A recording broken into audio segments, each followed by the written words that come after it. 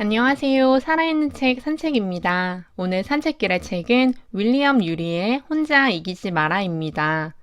세계 최고의 관계 전문가이며 하버드 대학교 로스쿨의 글로벌 협상 연구 책임자인 저자는 다양한 기업에서 협상법에 관한 강의를 하고 있으며 나라 간 분쟁까지도 광범위한 분쟁을 협상하는 사람이라고 합니다.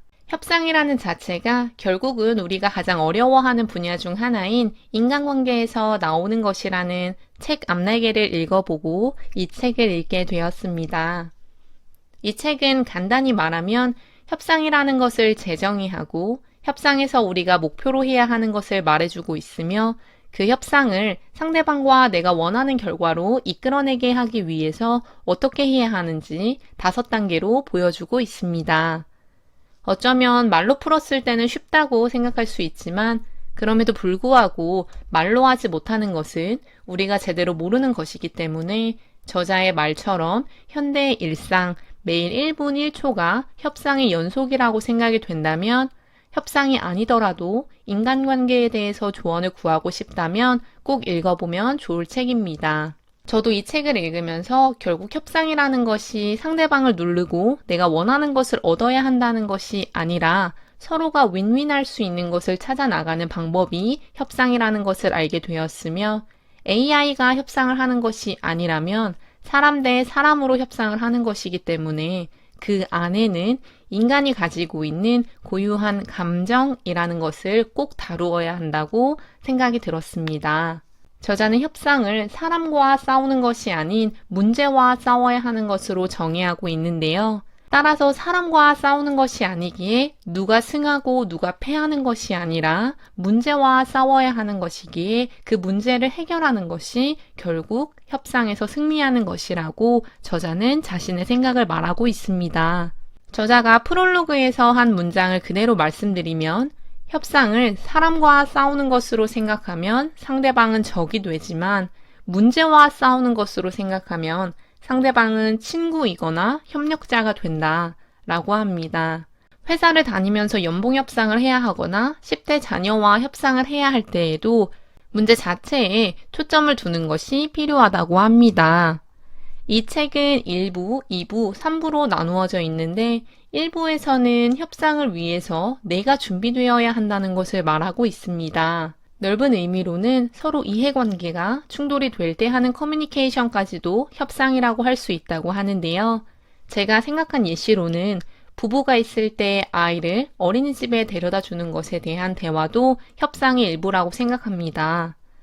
이때 이 대화를 격렬하게 만드는 것은 남편과 아내가 서로서로한테 떠넘기겠다는 생각이 대화를 이어나가지 못하게 하는 것이라고 하는데요.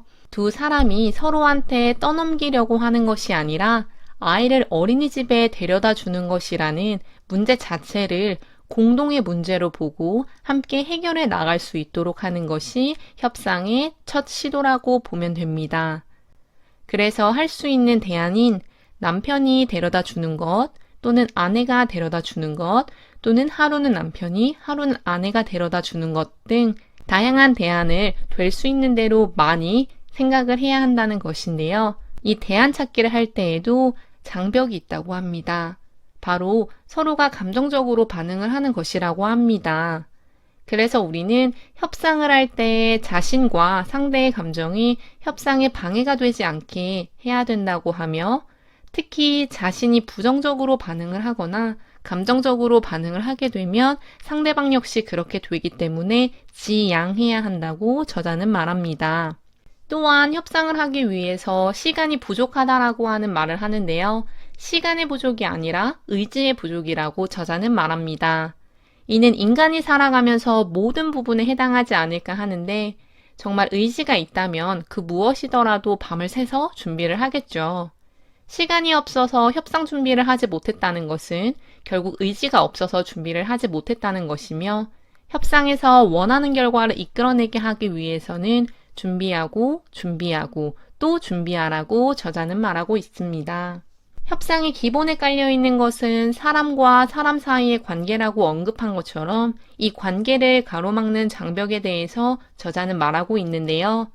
자신의 반사적인 반응, 상대방의 부정적인 감정, 상대방의 꺾이지 않는 입장, 상대방의 불만, 상대방의 파워라고 합니다. 그래서 상대가 협상을 하지 않겠다고 버티거나 협상을 자기 마음대로 하지 않는다면 파기한다고 공격을 하거나 속이면서 협상을 하게 된다면 그것은 윈윈 게임이 되기 힘들다고 하는데요. 협상을 잘 하기 위해서는 상대방의 그런 행동들의 동기를 파악하는 것이 굉장히 중요하다고 합니다. 그래서 그 파악을 위해서 자신의 감정과 본능에 충실하지 말고 그와 반대로 행동하는 것이 필요하다고 하는데요. 만약 상대방이 자신을 공격을 해서 나도 공격하고 싶다는 본능적인 반응이 나오려고 한다면 공격이 아닌 그 사람의 이야기를 다 들어주라고 합니다. 제가 생각했을 때는 결국 사람의 감정을 어떻게 통제하고 반응하느냐가 협상에서 굉장히 중요하다는 생각입니다. 2부에서 다루고 있는 저자가 말하는 협상을 이끌어내는 방법에 대해서 말씀드리겠습니다. 반사적으로 반응하지 않기, 논쟁하지 않고 상대방의 입장에 서기, 거부하지 않고 게임의 틀 바꾸기, 몰아붙이지 않고 다리 놓아주기, 내 힘을 상대방에게 실어주기, 이렇게 5단계로 협상을 진행하라고 하는데요.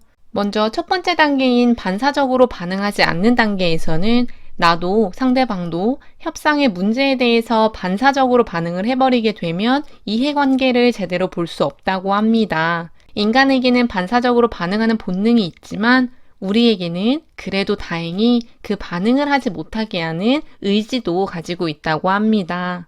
따라서 우리는 객관성을 유지하려고 노력을 해야 한다고 하는데요. 협상을 시작하자마자 난관에 부딪힐 수도 있고 협상 도중 생각하지 못한 것에 부딪힐 수도 있는데요. 그때는 발코니로 나가라고 하는 것처럼 잠시 혼자만의 시간을 가지라고 합니다. 마음의 안정을 찾고 객관성을 유지해야 한다는 것인데요.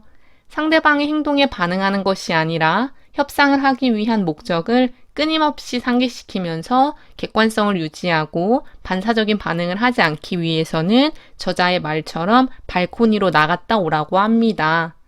또한 침묵을 지키는 것도 자신의 충동을 잠시 내려놓을 수 있는 방법이며 상대방의 말을 반복하면서 정확하게 자신이 이해했는지에 대해 묻는 것도 한 번 더 서로의 협상에 대해서 이야기해보는 것이라고 합니다. 그를 통해 협상이 제대로 이루어지고 있는지 확인을 할 수 있다고 하는데요. 다시 말하면 성급하게 반응하고 성급하게 결정을 내리려고 하는 모습이 오히려 협상을 망치게 하는 자신의 모습이라고 합니다. 두 번째 단계는 논쟁하지 않고 상대방의 입장에 서라고 합니다. 인간이 가진 욕구 중에 또 하나의 큰 욕구는 인정 욕구라고 하는데 협상을 하는 자리에서 상대방을 인정해주는 것은 윈윈 게임을 할 수 있도록 이끌어가는 아주 강력한 힘이라고 합니다. 상대방도 그의 이야기를 인정받고 싶고 이해받고 싶다는 것을 생각하고 협상을 진행을 해야 한다는 것인데요. 그렇게 하기 위해서 상대방의 이야기를 경청하는 것은 굉장히 중요하고 상대방의 감정을 인정하며 상대방의 말을 제대로 이해했는지 확인하면서 가야 한다고 합니다. 그리고 상대방이 자신의 욕구를 인정받았다는 생각이 들게끔 해서 관계가 만들어지면 그때부터 자신이 원하는 바를 정중하게 이야기하면 됩니다. 상대방의 이야기를 경청하면서 존중을 보여주는 것은 상대방도 나의 이야기에 존중할 수 있는 가능성을 열어둔 것이기에 서로가 협상을 하기 위해서 필요한 것은 인정과 이해, 경청과 존중이라고 할 수 있습니다. 세 번째 단계는 거부하지 않고 게임의 틀을 바꾸라고 합니다. 첫 번째, 두 번째 단계를 거치면서 서로가 처음 만났을 때보다는 관계가 무겁지 않다고 생각할 수 있지만 상대방이 협상을 거부할 수 있습니다.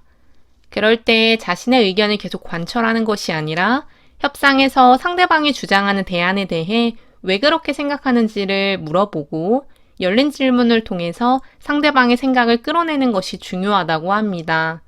그 과정에서 상대방의 의견을 경청을 하면서 그럼 또 다른 방법이 있는지를 계속해서 묻는 것도 필요한데요.